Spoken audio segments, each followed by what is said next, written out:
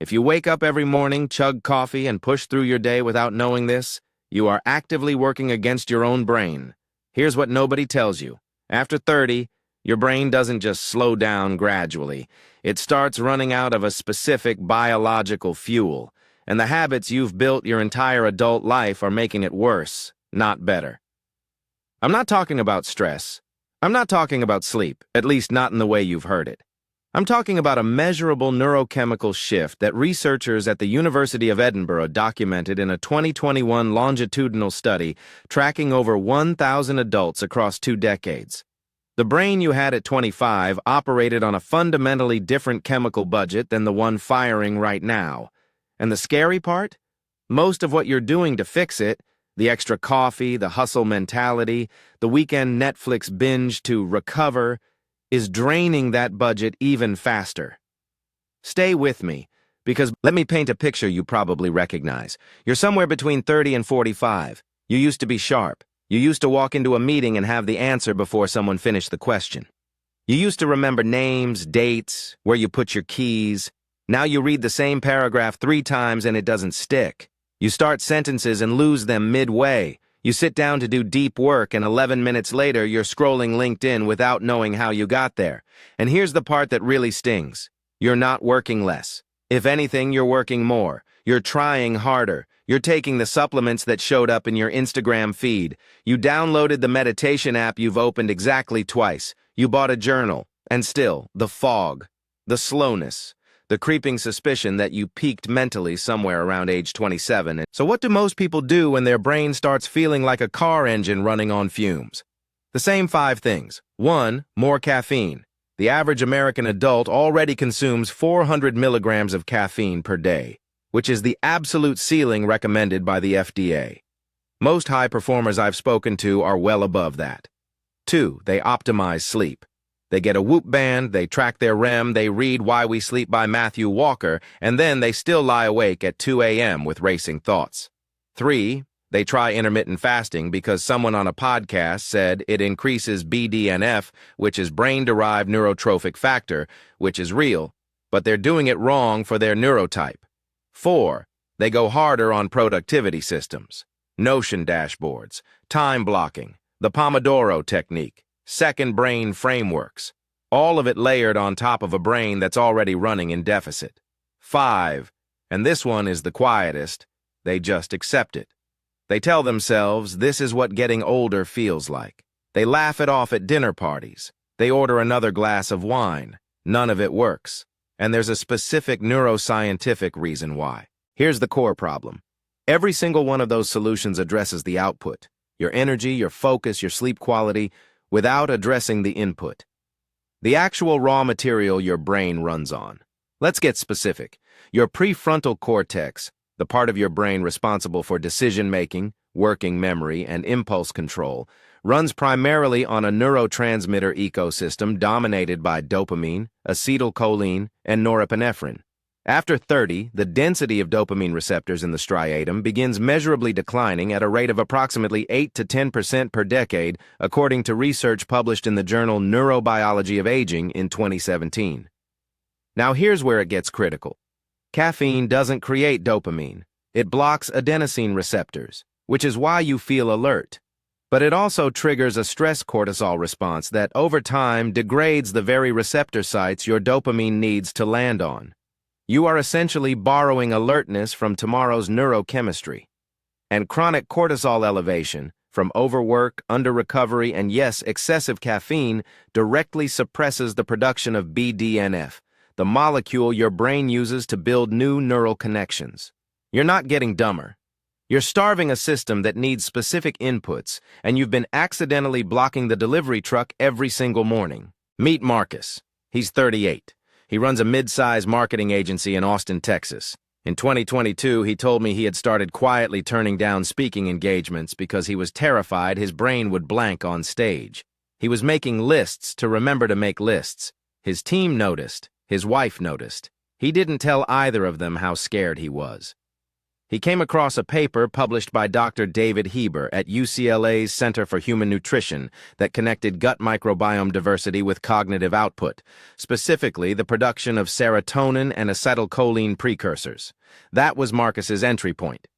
But it wasn't a single supplement or a single hack that changed things for him. It was understanding the system. He realized he had been treating his brain like a machine to be pushed harder instead of an ecosystem to be fed differently. He stopped adding more inputs on top of a broken foundation.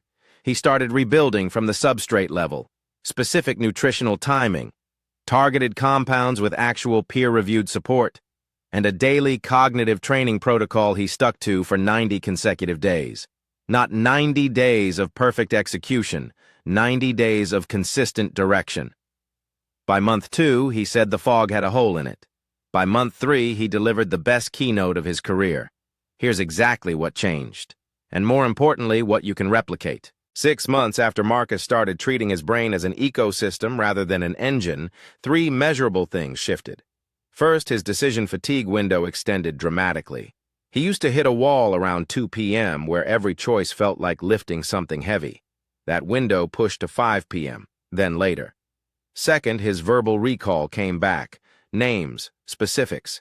The ability to access the right word at the right moment without that agonizing half-second delay that used to make him feel old. Third, and this is the one that surprised him most, his emotional regulation improved. He was less reactive in tense meetings. He had more space between stimulus and response. He didn't immediately realize this was a cognitive function, but it is. The prefrontal cortex governs emotional regulation just as much as it governs logic. When the underlying neurochemical environment improved, everything downstream improved with it. He told me it wasn't like becoming a different person. It was like becoming the person he used to be, but with the wisdom he had now. That's the goal. Not optimization for its own sake. Restoration of what's already yours. So what specifically did Marcus do? And more importantly, what does the science actually support? There are 4 lever points that have the strongest peer-reviewed evidence for supporting cognitive function after 30. Number 1, dietary choline. Acetylcholine is your brain's learning and memory neurotransmitter. Your body synthesizes it from choline. Most adults are chronically deficient. The average American gets less than half the adequate intake established by the National Academy of Medicine. Eggs, liver, and specific supplemental forms like alpha-GPC are the most bioavailable sources. Number 2, omega-3 fatty acid ratio, specifically the EPA to DHA balance. A 2022 meta-analysis in the journal Nutrients found that adults with higher DHA blood levels showed significantly slower cognitive aging across a 10-year follow-up. Number 3, sleep architecture, not just duration. Marcus stopped fixating on 8 hours and started protecting his deep sleep window between 10 p.m. and 2 a.m., which is when cerebrospinal fluid clears metabolic waste from the brain through the glymphatic system. 45 minutes of that window is worth more than 2 extra hours of light sleep after 6 a.m. Number 4, deliberate cognitive load, not passive screen consumption, not multitasking. Active, effortful mental work that forces your brain to build new synaptic pathways. There's a reason learning a new language or a musical instrument shows up in almost every longevity study on cognitive aging. Your brain does not preserve capacity you don't use. Here's your practical starting point.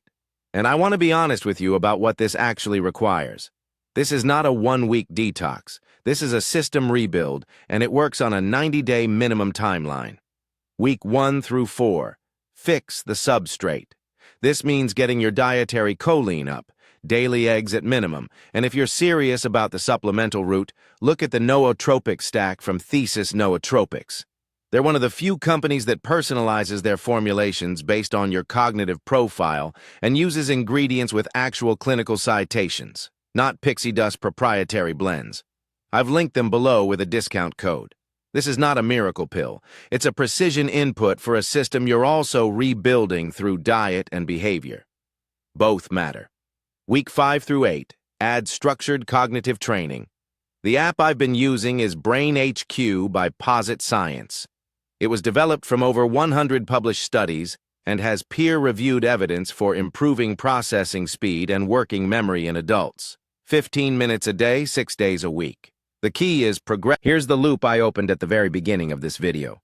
Your brain is running out of fuel, and nobody's talking about why. Now you know why. It's not a mystery. It's not inevitable. It's a measurable biological shift that responds to specific targeted inputs. And the earlier you start treating it as a system to support rather than a problem to push through, the more of your cognitive prime years you protect. If this video changed how you think about your brain, share it with someone who keeps saying they feel foggy or slow. They probably think it's just life. Help them understand it doesn't have to be. Drop a comment below telling me, what's the one cognitive symptom you want to solve first? I read every one, and if you want to go deeper on any single piece of this, the neuroscience, the supplementation, the sleep architecture, I've got dedicated videos on all of it. They're linked in the description. Come back. The information compounds just like your brain does. Disclaimer. This video is for educational purposes only. Nothing in this video constitutes medical advice. Always consult a qualified healthcare professional before making changes to your diet, supplements,